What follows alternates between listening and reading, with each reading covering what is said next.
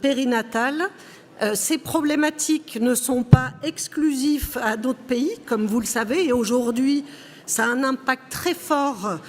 sur les évolutions sociales, sociétales et politiques d'un ensemble de pays. Mais à côté de ça aussi, il faut avoir en tête que, bien sûr, ces problématiques impactent directement le monde du travail et en particulier le contexte dans lequel nous travaillons dans la santé, la gestion de nos équipes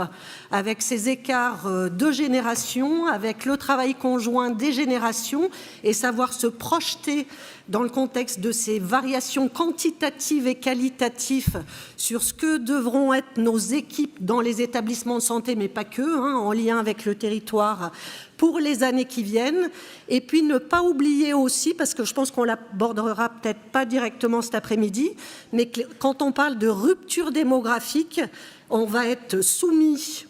forcément à des crises en lien avec les situations sanitaires exceptionnelles, comme on l'a eu avec le Covid, en lien avec des crises politiques comme les guerres, comme on le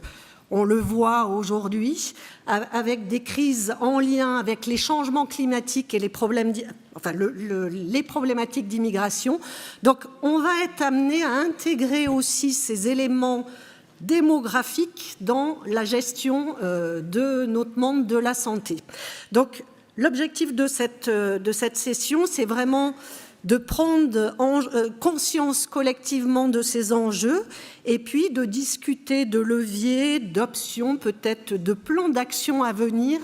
pour pouvoir répondre à cela. Donc, dans cette première session, nous allons introduire avec la professeure Florence Lejeune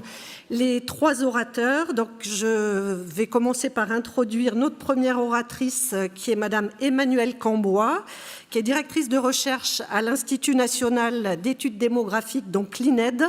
qui travaille, elle va vous expliquer ça, au croisement vraiment entre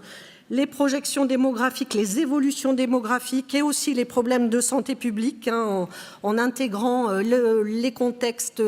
à la fois personnels et contextuels, les risques, la question du vieillissement en bonne santé. Elle est également directrice de l'Institut de la longévité, des vieillissements et du vieillissement, si je ne me trompe pas dans l'intitulé,